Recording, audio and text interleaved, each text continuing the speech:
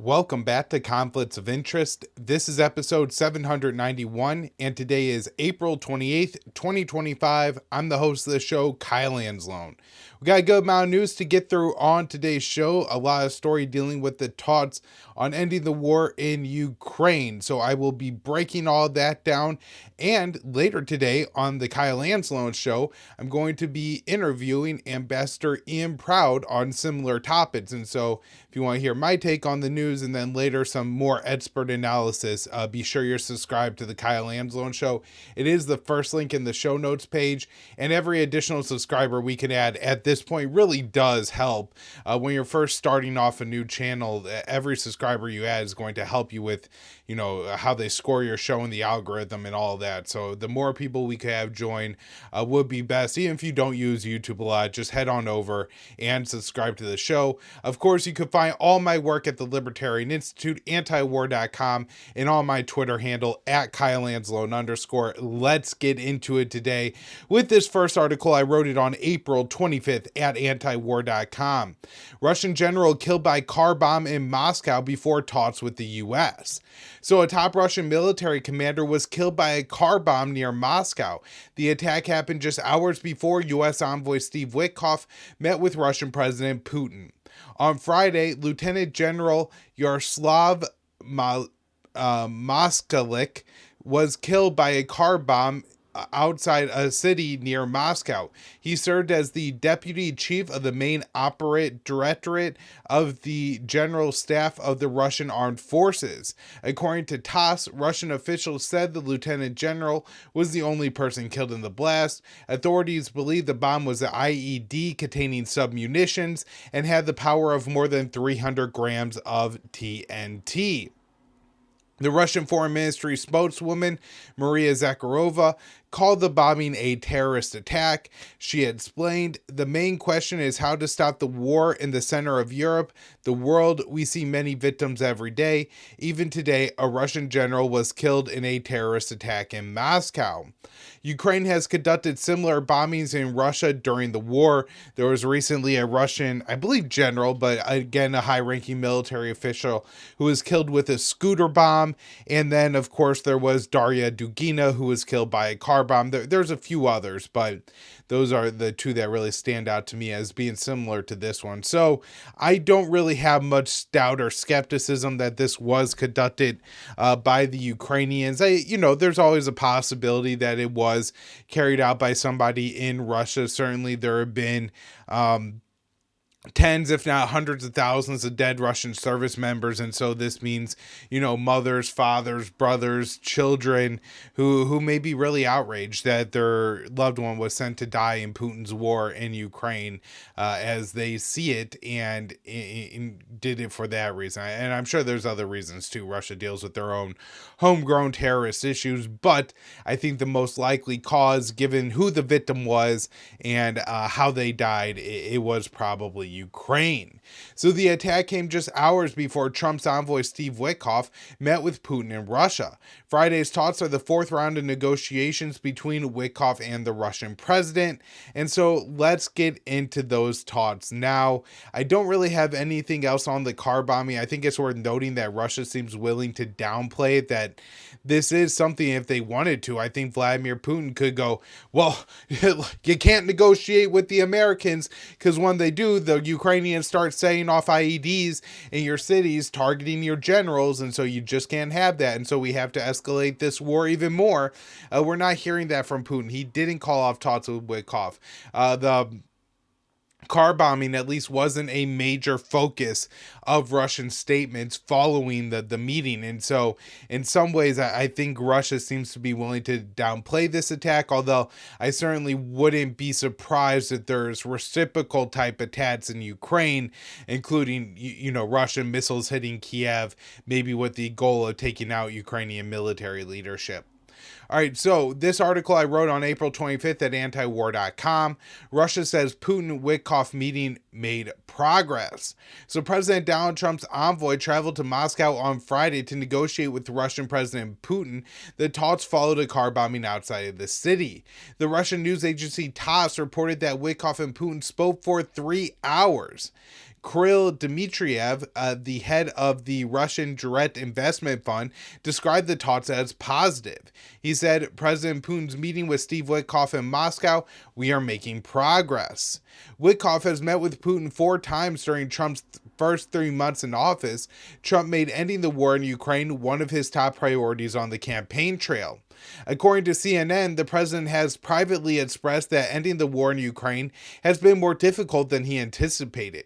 Trump has criticized both Ukrainian President Zelensky and Putin publicly in recent days. And while CNN reporting based on sources familiar with the matter who are unnamed is always something that we should be skeptical of. The reason I thought that this was important enough and likely true, so I included it in my article, is Trump does seem to be frustrated with Zelensky, as he has made clear publicly, and from time to time Putin as well. So the thing that seems to have Zelensky upset with Trump is Zelensky rebuffed Trump's proposal that Kiev made territorial concessions to end the war. The president responded by lashing out at the Ukrainian leader. Trump is also facing pushback from America's European allies. NATO Secretary General Mark Rutte and the European Commission President Ursula von der Leyen are pressing Trump not to force Ukraine to sign a deal with Russia. An additional challenge to Trump's goal of ending the war is the ongoing fighting. In a post on Truth Social, Trump responded to a Russian missile striking Ukraine by posting Vladimir stop, and stop is in all caps with an exclamation point. He added that the attack was very bad timing, and then of course we have the car bomb going on.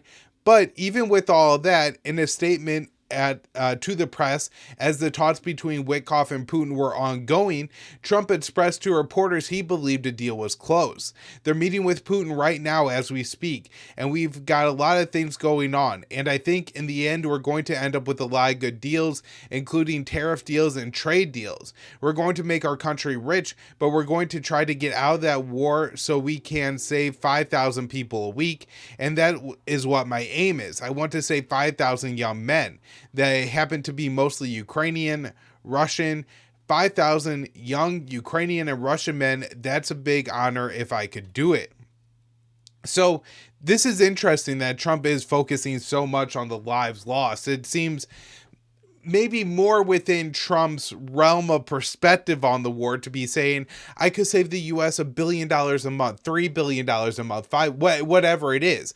By making a deal here, we could withdraw some troops from Europe and bring them back to the United States. We could prioritize our military equipments to the Indo-Pacific. There's so many kind of America first arguments that Trump can make here. I find it very interesting that he's focusing on saving the lives. I'm not saying that it's a bad thing, just a little bit perplexing. So recently, Trump and Secretary of State Marco Rubio have argued that a deal must happen quickly, and the White House was prepared to move on from ending the war if no agreement appeared possible. And this is one of the only places where I would say that focus on 5,000 young men dying a day may actually not be a positive, where if Trump feels like he could just kind of move on from trying to end the war, that's not the way this is working. This is a Western proxy war against Russia. And so the West has to be involved in ending that proxy war, primarily Washington. Trump just can't wash his hands of it. Now, I guess he could just tell the Ukrainians, you're on your own. I don't think that's what we're talking about here. I think when he's talking about kind of washing his hands of it, that would mean of trying to end the war, not necessarily the war itself. So Trump appeared to walk that back in his remarks to the press on Friday, stressing there was no deadline. He said, I think we're pretty close. There is no deadline. I just want to do it as fast as possible, which what made sense if what he wanted to do is end the dying. So next up here, we have this story that happened over the weekend. I wrote up for the Libertarian Institute on Sunday, April 27th. Trump meets Zelensky, suggests new sanctions on Putin. And so had you asked me on Saturday morning, given the events of Friday and how Russia handled the car bombing and Trump's statements, the statements from Russia and the statements from Trump as the talks were ongoing, I would say we're headed in the right direction. We may actually be not nearing an agreement to end the war, but on the path to end the war, right? Like how far and how quickly we moved down that path, I'm not certain on, but it did seem to me that we were really on the right path here, and I was somewhat optimistic. And now this has flipped again, I think. So President Trump met with Zelensky at the Vatican during Pope Francis's funeral. Following the sit down, Trump said he did not believe Russian President Vladimir Putin was committed to peace and posted that he would be adding new sanctions on Russia. Prior to the talks with Zelensky, Trump said a peace deal was close. So according to the Telegraph, Saturday's meeting between Trump and Zelensky came at the American leader's request. Zelensky described the short sit-down as the most positive conversation he has had with Trump. French President Emmanuel Macron also briefly joined the American and Ukrainian leaders. It's unclear if, he was just saying, hey, I hope this works out, or if he went up and tried to join because there's like a third chair put down for him that was then removed. The setup is kind of weird for people who looked at it. It's a very large room with two chairs very close to each other, and Trump and Zelensky talking there. It's kind of in the middle of the room, so it's just an odd setup. There was apparently a third chair for Macron, but he was either dismissed or decided it was best to leave Trump and Zelensky to just have the face-to-face. So it was the first face-to-face conversation between Trump and Zelensky since their contentious Oval meeting late February, which led to the White House briefly cutting military aid shipments and intelligence sharing with Kiev. A source familiar with the talks told the Telegraph that Trump feels almost a bit burned by Putin attacking civilians, which left him looking a bit stupid.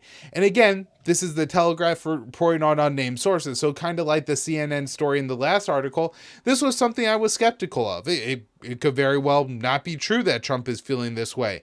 However, Trump has posted on Truth Social a few times in recent days that he's upset with the attacks the Russians are conducting, and so it does seem to be within what we're hearing publicly if this is how Trump is privately feeling. So after the meeting, Trump posted on Truth Social, there was no reason for Putin to be shooting missiles into civilian areas, cities, and towns over the last few days. It makes me think that maybe he doesn't want to stop the war. He's just tapping me along and has to be dealt with differently through banking or secondary sanctions with a question mark after sanctions. So I guess that means he's not actually announcing sanctions. He's just floating them. And he adds, too many people are dying. The statement was in contrast to what the Oval Office said in recent days, and we had gone through that in that last article. So Trump's remarks occurred when his envoys. It's just all interesting that this is going on and what was said between Trump and Putin. I think we'll probably find out more this week if this is if the path that I thought we were on Saturday morning was really just a blimp and a false signal, or if this meeting with Zelensky is the blimp or the false signal. We're going to kind of figure that out on this coming week, I think, and hopefully it's in the right direction, but I am very worried that Trump is going to decide that what we need to do is just keep on supporting Ukraine through this conflict, more economic penalties on Russia. All right, so moving on to Gaza, this one from Dave DeCamp at antiwar.com on April 27th. Israeli attacks on Gaza killed 167 Palestinians in 3 days amid total siege. So the Israeli attacks on Gaza killed 167 Palestinians over 72 hours, according to the death toll updates released by the Gaza's health ministry, as the U.S.-backed slaughter continues amid a total Israeli blockade. In the same 3-day period, 24 bodies of Palestinians killed by previous Israeli attacks were removed from the rubble, and 391 Palestinians were injured by Israeli strikes.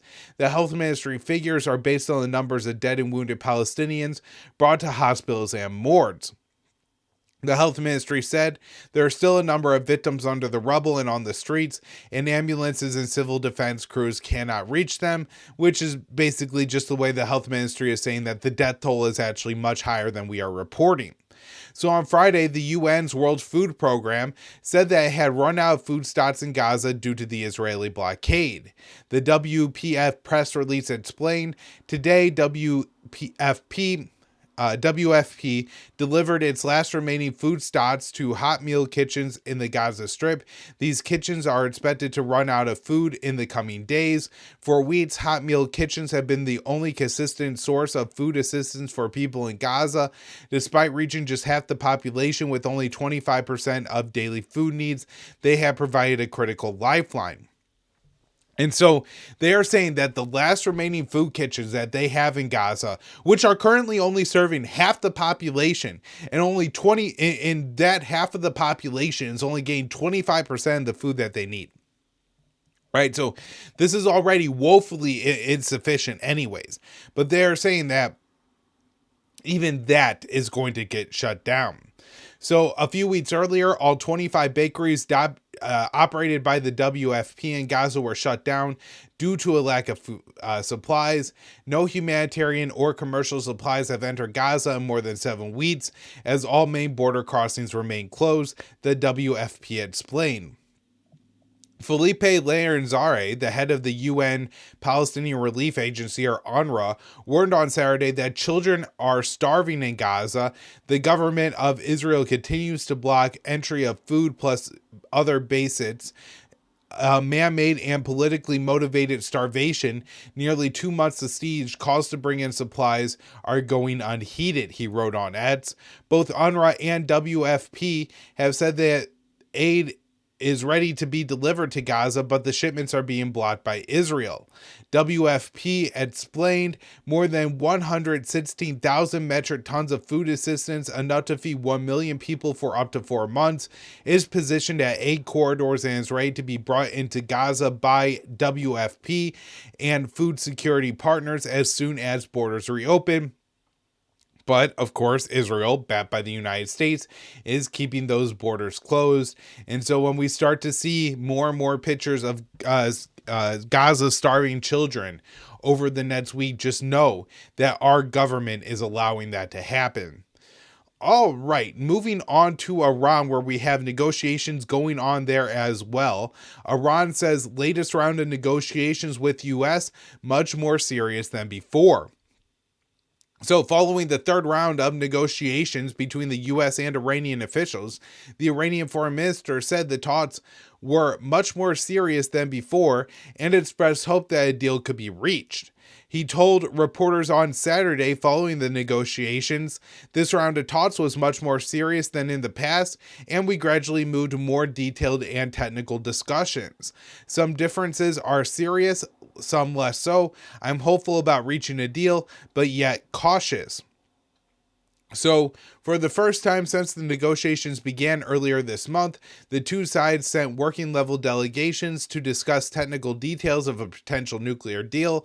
Separate from technical talks, the Iranian, which are being held by the Iranian foreign minister and U.S. envoy Steve Witkoff. And so this is, I think, positive. If these technical talks took place and the Iranians said that they were happy with them, I would assume, and this is an assumption, and you know, I could honestly be wrong here, that behind the scenes, the Trump administration is willing to budge and allow the Iranians to have a nuclear enrichment program, which is key for getting a deal done. So I would say I'm cautiously optimistic on talks with Iran after this. Now, there's going to be several hurdles. Israel is going to be a hurdle. Trump's own administration is going to be a hurdle. And another significant one is going to be Congress, where not only is nearly the entire Republican caucus to a man, I mean, maybe you would have like Rand Paul and a couple other like diehard MAGAs break rank with the party leadership, but I would assume that 40 to 45 congressional or senators who are Republicans would vote against or vote for a bill. They would either vote against a deal or vote for a bill that prevented a deal. And so then you look across the other side of the aisle. And sure, if Barack Obama's in charge, I think you have 48, maybe 45 to 48 Democrats who would go ahead and support and vote for a deal. But I think with Trump in office, you have far less Democrats, and some are absolutely lunatics on this issue, including the most just unintelligent members of Congress, John Fetterman. So Senator Fetterman has called for the Trump administration to end negotiations with Iran and bomb the country's nuclear facility. So this is what John Fetterman told the Washington Free Beacon. Waste that, and then he says, S-H-I-T, I will just spell it out here to keep us happy with the Google algorithms. He went on to say, you're never going to be able to negotiate with that kind of regime that has been destabilizing the region for decades already. And now that we have an incredible window, I believe, to do that, to strike and destroy Iran's nuclear facilities. The hawkish comments came a few weeks after U.S. intelligence agencies said in their annual threat assessment that there is no evidence that Iran is trying to build a nuclear weapon, which John Fetterman would know if he was capable of reading the threat assessment. Fetterman has also downplayed the risk of strikes on Iran turning into a regional war, even though Iranian missiles could reach many U.S. military bases in the region and cause thousands of American casualties. But of course, Fetterman is one of the great Israeli first congressmen who's probably not all too concerned about the lives of U.S. soldiers stationed in the Middle East. The Pennsylvania senator, who is extremely pro-Israel, also expressed support for Israel blocking humanitarian aid from entering Gaza and warning Palestinian children in the besieged territory are starving. And so this is how anyone, but particularly an adult, right? You know, you got like a 22-year-old guy or something like that. They're an adult, but you know, they're still very young. But you know, this is a sitting U.S. senator. This is supposed to be somebody capable of thought and to have poise and to think about the words coming out of their mouth or what they're posting on X, and just think, like, is it something that a psychopath would say? Is it something so disturbing that if somebody said that about you and your children, you would go to war over it? And listen, in a post on X, responding to European countries calling Israel's blockade of Gaza intolerable, Fetterman said, what's truly intolerable? Innocent civilians held in tunnels for 565 days and counting. European allies should demand the elimination of Hamas and the release of all remaining hostages. These actions would quickly end the suffering in Gaza. And again, if Fetterman was capable of reading the news, he would know that Hamas has repeatedly offered to release all remaining hostages and for just a permanent end to the conflict, and Israel is refusing to accept that deal. So since entering the Senate in 2023, Fetterman has met with Israeli Prime Minister Benjamin Netanyahu several times. When Fetterman visited Israel last year, Netanyahu told him that Israel has no better friend than John Fetterman, and then handed Fetterman a beeper. I bet he carries that around in his pocket, and if he ever votes the wrong way, something bad happens. No, I'm joking about that, but Fetterman is certainly a lunatic, and God, I can't wait for that man to be out of the Senate. All right. This next one is from Dave DeCamp at antiwar.com. Trump says U.S. will be leading the pack in any attack on Iran. So President Trump has said the U.S. would be leading the pack in any attack on Iran if a deal wasn't reached with Tehran's nuclear program. Now, a couple things about this. I guess like 2 or 3 points to make on this. One, I think that Trump here is just blustering. That he... I mean, as we'll get into, it is serious. I don't think he's actually, when he writes this, thinking about leading an attack on Iran and what that would mean. I think he thinks that he needs to bully the Iranians into negotiations. I think that's foolish, that the Iranians are much more likely to engage in reasonable discussions with the Americans if they're not actively being threatened than if they are. But this is, as dumb as it sounds, the art of the deal. This is what Trump does. So I do think that this is just bluster. However, this is true that if there was a significant attack on Iran, America would have to lead that attack. The Israelis could assist, they could participate, but it would be the Americans leading that attack. So, just a little interesting bit of truth here.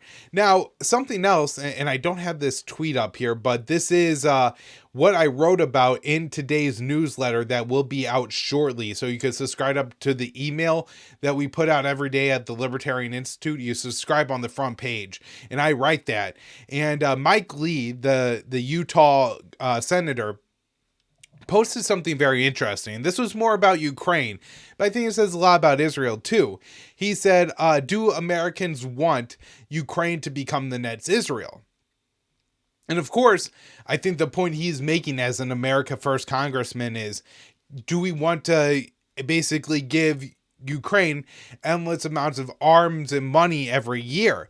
But the parallels between the two, a new security dependent, an ethno-nationalist state, a state that is, very war hungry, that's constantly agitating for new wars with unclear borders, right? There's a lot of interesting comparisons between the two. So check out my email if you want more on that. Next up here, moving on to Lebanon, where we had this article from Jason Ditz, April 27th, antiwar.com. Israel orders evacuation of Beirut suburb as airstrikes pound area. So for the third time this month, Israel has carried out an airstrike against Lebanon's capital city of Beirut. The airstrikes targeted the Hadeth neighborhood, a southern suburb of Beirut. They issued a warning telling civilians to evacuate the neighborhood in advance of the attack. Now, just remember, in November, the U.S. and Hezbollah agreed to a ceasefire that was supposed to lead to an end to the fighting, an end to the Israeli occupation on southern Lebanon, and Hezbollah pulling back. Well, Hezbollah has agreed to their end, but it's clear that Israel continues to just trample all over that deal. All right, so next up here, two stories on Yemen from Dave DeCamp. The first, Trump's bombing campaign in Yemen killed 95 civilians in the first week. We knew that was a very bloody bombing campaign, but just horrific. And then this next one, U.S. has launched 750 airstrikes on Yemen since March. Now, with these, I think we just see how ineffective the U.S. bombing campaign is, where we're dropping over 750 munitions. We're depleting our stockpiles. This is a big deal. And the Trump administration is just continuing to double down. Not only that, they're saying that what's going on in Yemen is an example for what's going to happen in Iran, which, if that's the case, it's signaling that our military intervention is going to be ineffective, not effective. All right, everybody, that's why I'll wrap up the show for today. Thank you all so much for tuning in. And don't forget to subscribe to the Kyle Anzalone Show and check out my interview with Ambassador Ian Proud later today. Thanks, everyone.